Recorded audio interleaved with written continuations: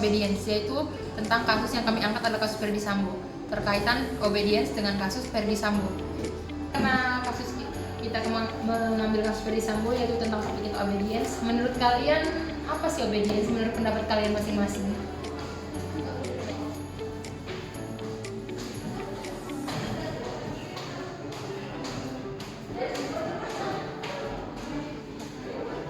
Pendapat saya, obedience adalah perubahan sikap dan tingkah laku seseorang untuk mengikuti perintah orang lain dengan penuh sadar dan sepenuh hati. Menurut saya, obedience adalah tindakan seseorang untuk mematuhi perintah orang lain dengan penuh sadar dan sepenuh hati. Menurut saya, obedience itu merupakan salah satu jenis perilaku sosial di mana seseorang menaati dan mematuhi pemerintah orang lain untuk melakukan sesuatu karena adanya unsur otoritas. Menurut saya, obedience itu adalah perilaku patuh tapi lebih terhadap tekanan. Menurut saya itu obedience itu merupakan tingkah laku ataupun ketaatan seseorang untuk memenuhi perintah orang lain. Menurut saya sendiri, obedience itu suatu bentuk pengaruh sosial di mana melibatkan tindakan di bawah perintah dari seorang figur otoritas yang biasanya dipengaruhi oleh beberapa faktor seperti kekuasaan, norma sosial, dan status sosial. Kesimpulan yang bisa kita ambil dari semua pendapat-pendapat teman-teman saya terkait obedience adalah obedience itu adalah sikap ketaatan yang dilakukan oleh seseorang kepada orang lain dikarenakan adanya sebuah paksaan, yaitu seperti atasannya atau otoritas lainnya. Kita udah bahas tentang obedience tadi kan, obedience. Jadi menurut kalian obedience ini baik nggak sih? Baik atau tidaknya obedience ini tergantung bagaimana kita menyikapinya. Kalau misalnya perintah itu menjurus ke hal-hal yang negatif atau menyinggung, mungkin dia jahat. Tapi kalau misalnya perintahnya itu baik, tidak menyinggung, itu baik. Mengangkat kasus Ferdy Sambo, saya akan menjelaskan secara singkat bagaimana kasus Ferdy Sambo ini. Kasus Ferdy Sambo ini terjadi dikarenakan meninggalnya seorang brigadir, yaitu Brigadir J, dikarenakan ditembak oleh temannya sendiri yaitu Baradae yang dilakukan Baradae ini secara terpaksa karena perintah dari atasannya yaitu Jenderal Ferdy Sambo. Dan kami akan mengangkat kasus ini dan dikaitkan dengan topik yang kami ambil yaitu obedience. Berapa putra, berapa putri? 2 putra, 2 putri.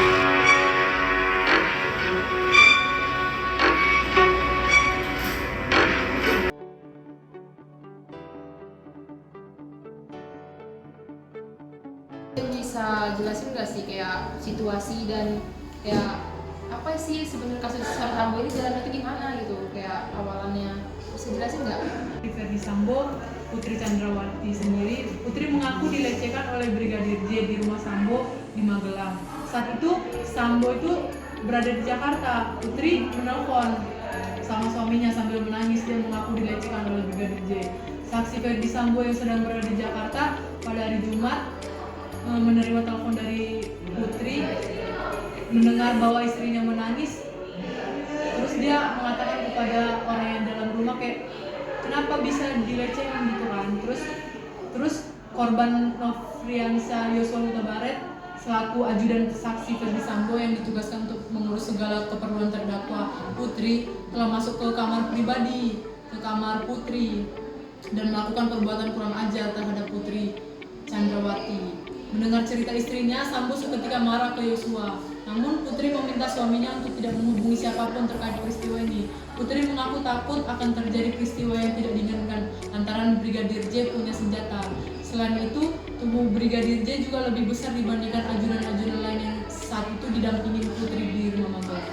Saksi Ferdy Sambo menyetujui permintaan terdakwa Putri Chandrawati tersebut dan terdakwa Putri meminta pulang ke Jakarta dan menceritakan peristiwa yang dialami di Magelang setelah tiba di Jakarta. Pagi harinya, Putri bersama Brigadir J, Richard atau Baradae, Ricky Rija atau Bribka RR, dan Kuat Ma'ruf bertolak dari Magelang kembali ke Jakarta. Setibanya rombongan di ibu kota, Sambo merencanakan pembunuhan terhadap Yosua. Mendengar penolakan itu, Sambo memerintahkan Richard Eliezer. Menurut jaksa, Richard langsung menyatakan kesediaannya. Terdakwa Ferdy Sambo mengutarakan niat jahatnya dengan bertanya, kepada saksi Richard Eliezer, "Berani kamu menembak Yosua?" Atas pertanyaan terdakwa Ferdi Sambo tersebut, lalu saksi Richard Eliezer, "Siap komandan," katanya kayak gitu. Terus tiba di lantai 1 rumah itu telah berkumpul Sambo bersama Richard dan Kuat Maklum. Oleh Sambo, Kuat diperintah langsung oleh Ferdi Sambo. Begitu Yosua masuk ke ruangan itu, Sambo seketika memegang leher di bagian belakang dan mendorongnya. Terdakwa Ferdi Sambo langsung memegang leher bagian belakang korban Nofriansa Yosua, lalu mendorong korban ke depan sehingga posisi korban Nofriansa Yosua tepat berada di depan tangga dengan posisi berhadapan dengan terdakwa Ferdi Sambo. Usai mendorong, Sambo memerintahkan Brigadir J untuk berjongkok. Terdakwa Ferdi Sambo langsung mengatakan kepada korban, "Jongkok kamu," gitu kan. Lalu korban Yosua mengangkat kedua tangannya menghadap ke depan sejajar dengan dada, sempat mundur sedikit sebagai tanda penyerahan diri dan berkata, "Ada apa ini?" gitu kan. Terus tak menjawab pernyataan Brigadir J, Sambo langsung memerintahkan Richard Eliezer menyuruh untuk menembak Yosua. "Woi, kau tembak cepat, woi kau tembak," katanya sama Baradae. Baradae yang sebelumnya telah menyatakan kesanggupannya untuk bersedia menembak Yosua lantas mengarahkan senjata api Glock 17 ke arah Brigadir J. Dia menembakkan senjata api miliknya itu sebanyak 3 atau 4 kali hingga Yosua terjatuh dan terkapar mengeluarkan banyak darah. Yosua nggak langsung tewas. Mengetahui itu, Sambo menembakkan pistol ke bagian belakang kepala Yosua hingga dia dipastikan tak bernyawa.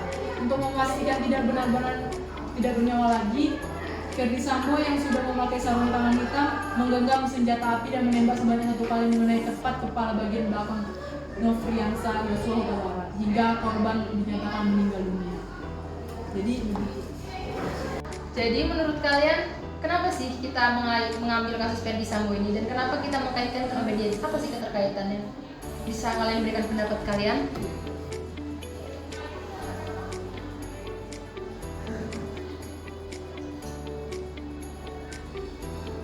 Seperti yang kita tahu, obedience itu adalah suatu bentuk pengaruh sosial yang melibatkan tekanan di dalam ketaatannya. Jadi menurut saya kaitannya obedience ini dengan kasus Ferdi Sambo adalah di mana Baradae merasa tertekan atas suruhan dari atasannya, di mana dia merasa status sosial dan kekuasaan yang dimiliki Ferdi Sambo itu lebih tinggi daripada dia. Oleh karena itu, dia melakukan tindakan tersebut di bawah tekanan. Mengapa kita mengambil kasus Ferdi Sambo terkait materi obedience itu adalah karena adanya pengaruh sosial, yaitu obedience di mana bawahan melakukan sesuatu itu karena adanya tekanan dari atasan yang merugikan seseorang yang lain. Menurut saya, kenapa kelompok kami mengambil kasus Ferdi Sambo? Karena adanya kepatuhan terhadap perintah atasan, meskipun tindakan tersebut bertentangan dengan hati nuraninya dan melawan norma hukum yang berlaku. Jadi, kami mengambil kasus Ferdi Sambo terkait dengan topik obedience itu dikarenakan adanya sikap patuh yang dilakukan oleh Baradae terhadap atasannya itu Jenderal Ferdi Sambo untuk menembak temannya itu Brigadir J, dan karena sikap patuh itulah kami mengambil bahwa sikap patuh itu adalah obedience-nya itu sendiri, dikarenakan adanya tuntutan dari atasan yaitu otoritas yang lebih berkuasa. Jadi kalian tahu nggak sih, di sini kan dia tuh patuh ya, dikarenakan adanya otoritas atasan. Kalian tahu nggak kenapa dia tuh bisa sangat patuh terhadap atasannya itu Jenderal Ferdi Sambo? Ada bisa jelasin nggak sih kenapa dia sangat patuh? Apa sih alasan dia patuh kali dan sampai menembak temannya sendiri dan melanggar norma? Adanya keterikatan atau ikatan dinas antara Baradae dengan Ferdi Sambo. Jadi Baradae itu mendengarkan perintah atasan dan itu sudah hukum wajib untuk mereka sebagai bawahan. Alasan Baradae melakukan itu adalah karena posisi Baradae jauh di bawah Ferdi Sambo dan dia takut kehilangan pekerjaan tersebut. Menurut saya, mengapa Baradae mematuhi Ferdi Sambo karena takut jabatannya akan dipertaruhkan. Itu karena adanya ketaatan maupun ikatan antara Baradae dan Ferdi Sambo. Jadi kan sebelum ini juga kita udah membahas ya tentang faktor moral obedience, ada yang tentang kekuasaan, otoritas, norma. Jadi menurut kalian itu termasuk faktor eksternal atau internal sih? Kalau itu faktor eksternal sih, karena dia tekanan dari luar semua. Kalau misalnya faktor internal itu faktor yang terjadi pada diri dia sendiri atau yang melakukan obedience. Jadi tadi kau tadi bahas berita ya. Jadi menurut kalian apa sih faktor internal yang mempengaruhi obedience ini sendiri? Jadi kalau misalnya faktor internalnya sih ini salah satunya itu kepribadian. Di mana kepribadian ini berperan kuat untuk mempengaruhi intensitas kepatuhan ketika berhadapan dengan situasi yang lemah dan pilihan-pilihan yang ambigu. Nah, faktor kepribadian ini dia tergantung pada di mana individu tumbuh dan peran lingkungan di sekitarnya. Jadi kepribadian ini dipengaruhi nilai-nilai dan perilaku tokoh panutan atau teladan. Kayak contohnya itu modeling juga, yang mereka pelajarin modeling. Jadi dia mengikuti model atau teladan yang dia sukai, figur gitu kan. Terus kepribadian ini juga dipengaruhi metode pendidikan yang digunakan. Jadi peran orang tua, guru itu juga adalah mempengaruhi dalam kepribadiannya sih. Kemudian ada kepercayaan. Suatu perilaku yang ditampilkan individu kebanyakan berdasarkan pada keyakinan yang dianut. Nah, sikap loyalitas pada keyakinannya akan mempengaruhi dalam mengambil keputusan. Individu akan lebih mudah dalam mematuhi peraturan dan doktrin atau oleh kepercayaan yang dianut. Jadi apabila dia merasa percaya pada seorang figur otoritas yang menyuruh dia untuk melakukan suatu tindakan, dia akan melakukan hal tersebut karena suatu kepercayaannya.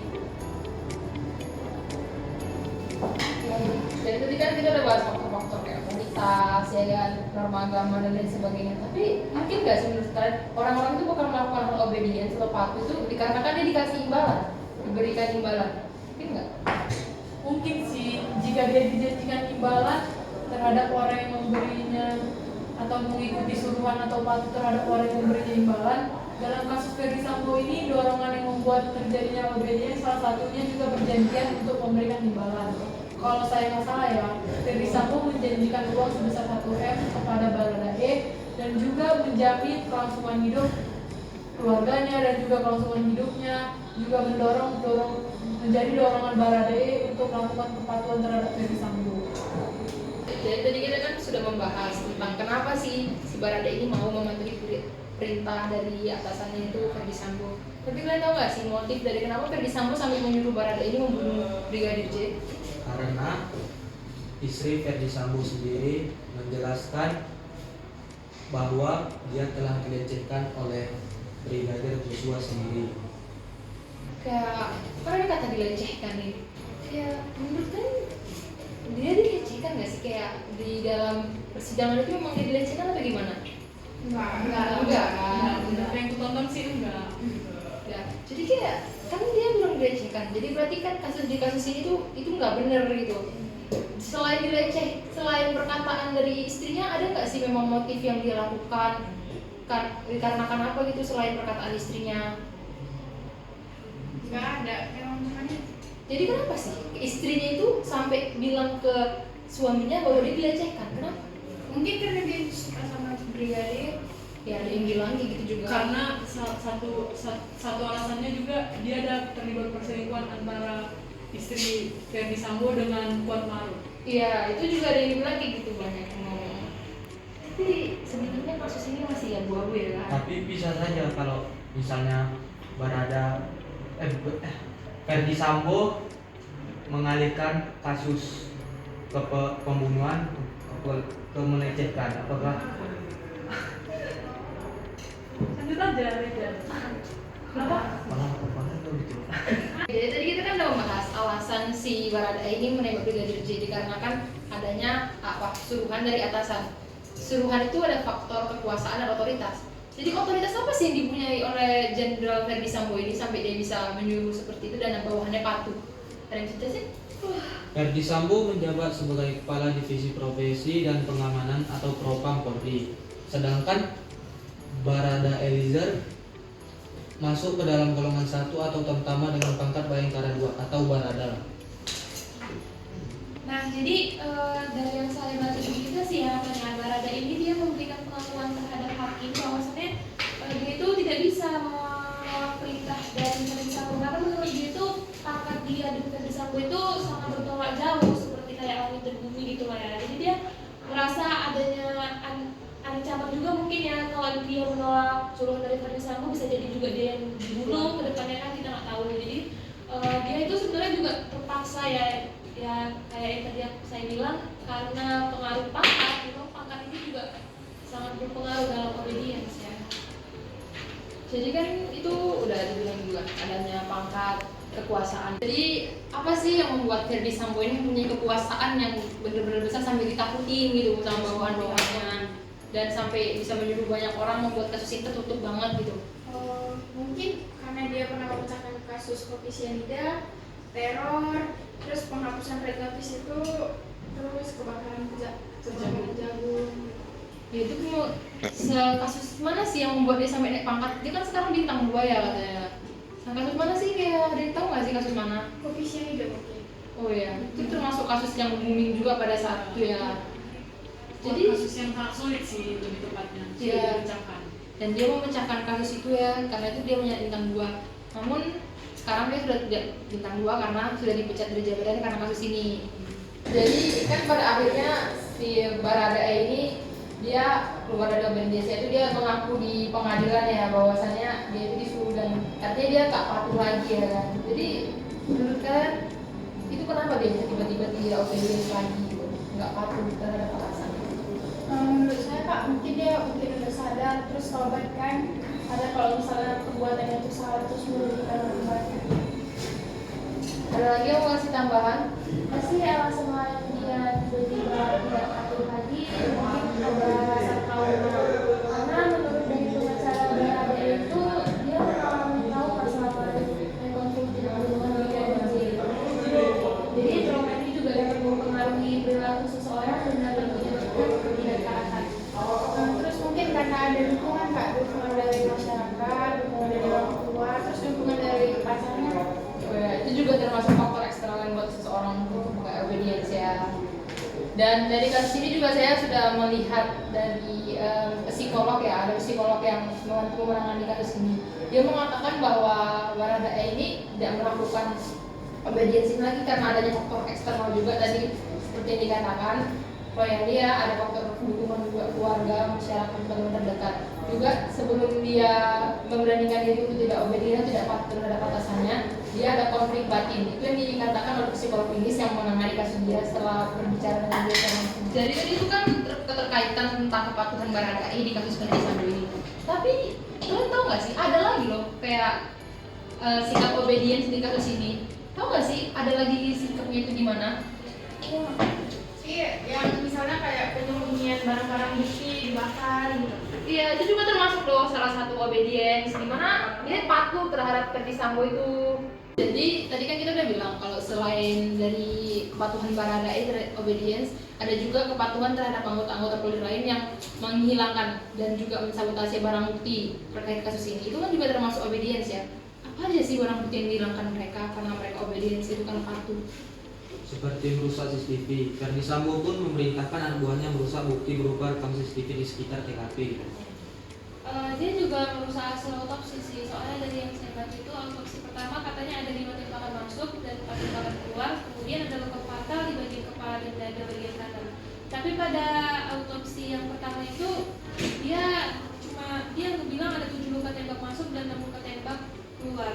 Dan di autopsi pertama itu mereka mengatakan adanya kekerasan, sedangkan pada autopsi kedua mereka mengatakan tidak ada kekerasan. Terus itu penyembunyian senjata. Dan Verdi Sambo juga memiliki ruangan rahasia, yang di dalam ruangan rahasia itu terdapat beberapa senjata. Dan pengambilan CCTV di seluruh kompleks perumahan Verdi Sambo Itu disabotase juga. Jadi siapa aja sih yang terkait di kasus penghilangan barang bukti ini? Ada 6 orang. Yang pertama itu Hendra Kurniawan, yang kedua Agus Nur Patria, Arif Rahman Arifin, Cuk Putranto, Bawi Kuni Wibowo, dan Irfan Widianto. Jadi tadi di situ ada seorang jenderal bintang 1 bukan? Dia tuh sebenarnya tuh terkaitan dari kasus ini ngapain sih di kasus ini sampai dia katanya dicopot dari jabatannya kan? Karena dinilai telah melakukan penekanan terhadap pihak keluarga Brigadir J, untuk tak membuka peti jenazahnya. Dan yang kedua, selain mengintimidasi, Hendra memojokkan keluarga sampai memerintah untuk tidak boleh memfoto, tidak boleh merekam, tidak boleh pegang HP masuk ke ruang tanpa izin, langsung menutup pintu. Oh, tadi di situ juga dia bilang kayak nggak boleh buka peti, nggak boleh foto. Nanti di situ kan udah tahu kita ya kan hasil otopsi yang pertama itu benar-benar kayak disabotase. Jadi ya keluarga itu nggak boleh tahu, karena kalau keluarga buka pasti mereka tahu hasil otopsi itu sabotase ya kan. Jadi dari mereka berenam ini kan mereka itu juga sebenarnya obedience kan itu mereka patuh, iya di bawah tekanan kekuasaan Ferdy Sambo itu sendiri gitu. Jadi di kasus ini tuh sebenarnya kekuasaan Ferdy Sambo yang benar-benar besar ya kan. Jadi sederhananya kasus penembakan terhadap Brigadir Z ini yang dilakukan oleh Baradae atas perintah dari Ferdy Sambo ini dijelaskan dengan teori kepatuhan atau obedience itu dicetuskan oleh seorang psikolog dari Universitas Yale bernama Stanley Milgram pada tahun 1961, di mana pada saat itu dia mencoba eksperimen yang berkaitan dengan sejauh mana orang akan mematuhi perintah dari otoritas ketika mereka diminta untuk melakukan hal yang bertentangan dengan hati nurani mereka dan melakukan hal yang berbahaya serta melawan hukum. Eksperimen ini dilakukan atas pemikiran kasus terhadap pembunuhan yang dilakukan oleh Adolf Eichmann, seorang Nazi yang banyak membunuh orang Yahudi.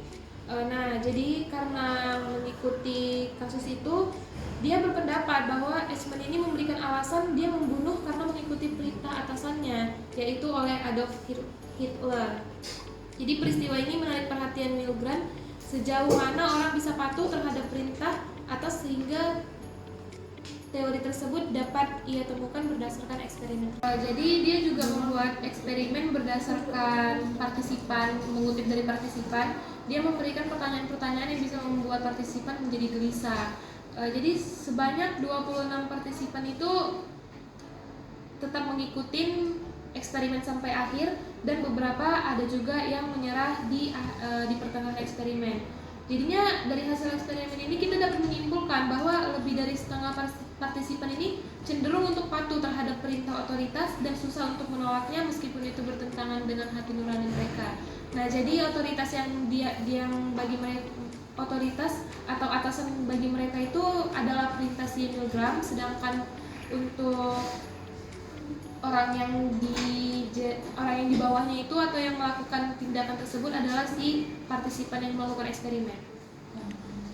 Nah gini, tadi teman kita ada yang menyinggung soal eksperimen yang dilakukan oleh Milgram, dimana setelah dia menjalankan eksperimen itu sendiri, dia membuat tulisan yang berjudul Behavioral Study of Obedience yang dimuat dalam Journal of the Abnormal and Social Psychology pada tahun 1963. Nah, di dalam tulisan itu ada dinyatakan yang pertama, individu pada umumnya cenderung untuk mengikuti perintah dari figur yang memiliki otoritas.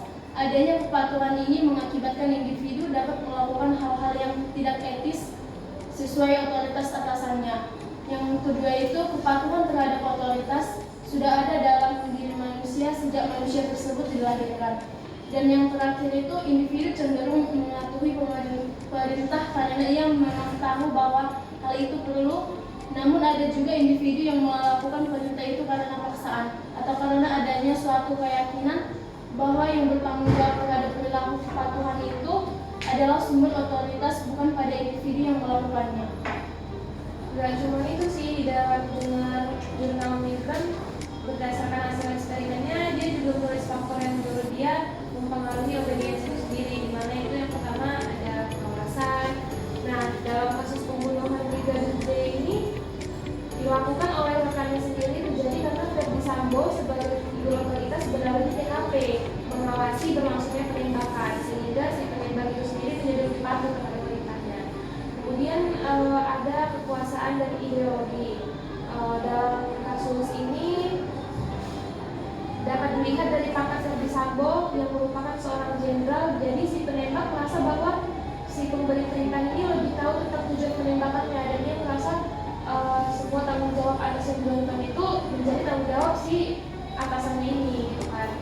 Kemudian ada daya pengaruh situasi juga, di mana situasi atau kondisi di sekitar seseorang mempengaruhi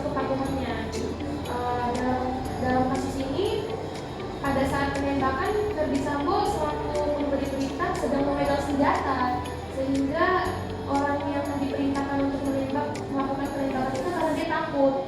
Dia mungkin takut juga kan kalau misalnya dia tidak melakukan penembakan tersebut, dia akan dibunuh, sedangkan sebelum berikan perintah tersebut menjadi sejarah juga gitu. Itu sih. Jadi tadi kan teman saya sudah bilang bahwa dari sebelum adanya kasus Ferdy Sambo ini sudah ada yang membuat sebuah eksperimen yang mirip dengan kasus Ferdy Sambo ini sendiri, di mana terbukti bahwasannya orang-orang yang mempunyai otoritas tinggi dapat menyuruh bawahannya dan membuat bawahannya ini mengalami sikap obedience atau patuh karena adanya kekuasaan. Walaupun sebenarnya jarak waktu antara eksperimen yang dibilang teman saya tadi dengan kasus ini sangat-sangat jauh sekali. Berarti memang kasus eksperimen tersebut itu bisa kita sangkut pautkan dengan kasus yang sekarang terjadi. Kita kan sudah membahas tentang kasus Ferdy Sambo dan berkaitan dengan obedience. Jadi di sini tuh dapat disimpulkan bahwa kasus Ferdy Sambo ini ada keterkaitannya dengan obedience yang diputuskan oleh Stanley Milgram. Ya seperti Baradae menuruti perintah atasannya itu Ferdy Sambo untuk menembak Brigadir J, meski itu bertentangan dengan hati nuraninya dan melawan norma hukum yang berlaku. Hal ini menunjukkan adanya obedience atau kepatuhan yang mempengaruhi tindakan seorang tersebut.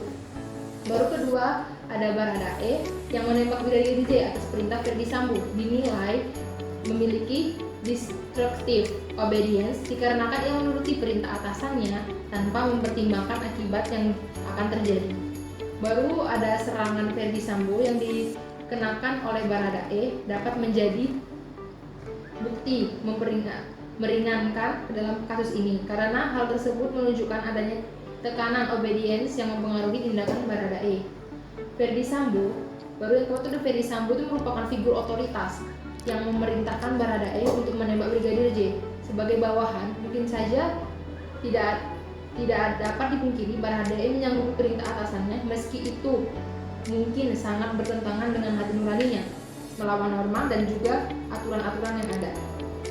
Baru Baradae juga mengakui ketakutan untuk menolak perintah dari Ferdy Sambo selaku jenderal dengan pangkat yang lebih tinggi. Bahkan Baradae tidak mungkin menolak perintah tersebut karena jauhnya jarak antara pangkat kedua belah pihak.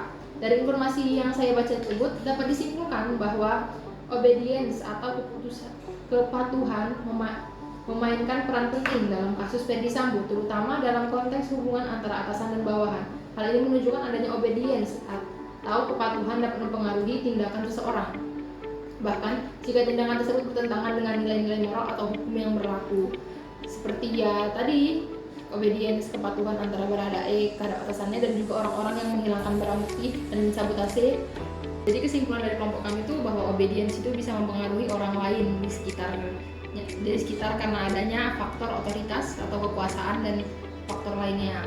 Karena di kasus ini juga tadi ada Baradae yang mematuhi untuk menembak pada itu tentang norma dan juga ada bawahan-bawahan Ferdy Sambo lain yang menghilangkan barang bukti dan sabotase barang bukti karena perintah dari Ferdy Sambo selaku atas. Oke, jadi kita kan sudah membahas tadi kasus-kasus Ferdy Sambo terkaitan dengan obedience. Ada nggak sih saran kalian tentang kasus ini dan obedience kaitan itu? Ada nggak sih?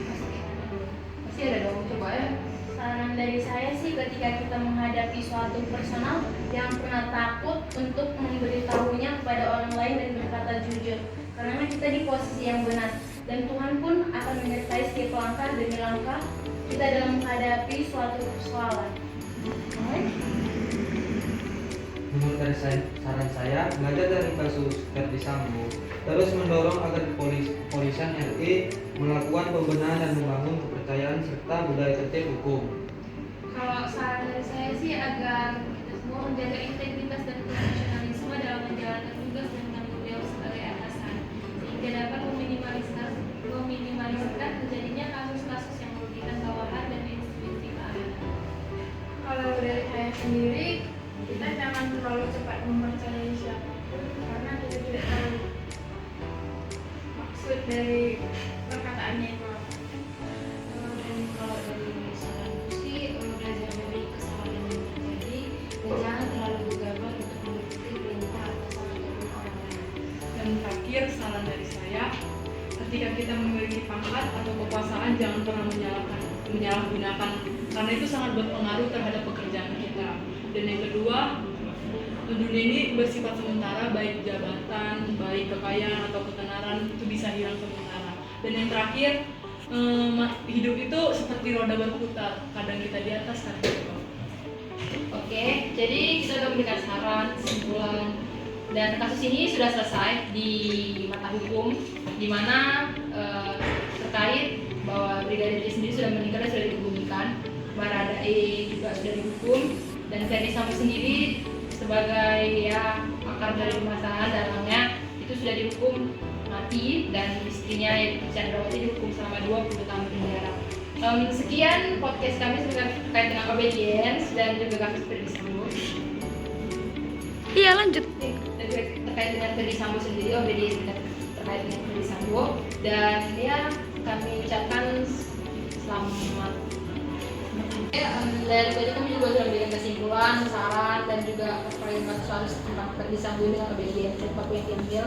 Jadi kami bisa bilang bahwa kasus ini tuh benar-benar terkait dengan obedience atau kepatuhan dikarenakan otoritas dan juga kekuasaan dari Ferdi Sambo sendiri. Dan kasus ini sudah berakhir di mata hukum, di mana Ferdi Sambo sendiri sebagai seorang dalang dari kasus ini sudah dihukum mati, dan istrinya juga dihukum 20 tahun penjara, dan Baradae juga sudah dihukum walaupun dia tidak lepas jabatannya, dan juga orang-orang terkait yang menggunakan barang bukti juga sudah dihukum lepas jabatannya. Mengadili, menyatakan terdakwa Ferdi Sambo SH SIK MH telah terbukti secara sah dan meyakinkan bersalah melakukan tindak pidana turut serta melakukan pembunuhan berencana dan tanpa hak melakukan tindakan yang berakibat sistem elektronik tidak bekerja sebagaimana mestinya yang dilakukan secara bersama-sama. Menjatuhkan pidana kepada terdakwa tersebut oleh karena itu dengan pidana mati. Memerintahkan terdakwa. Oke, selamat siang semuanya, dan kami meminta maaf bila ada yang salah dari podcast kami ini. Kami ucapkan terima kasih. Dadah.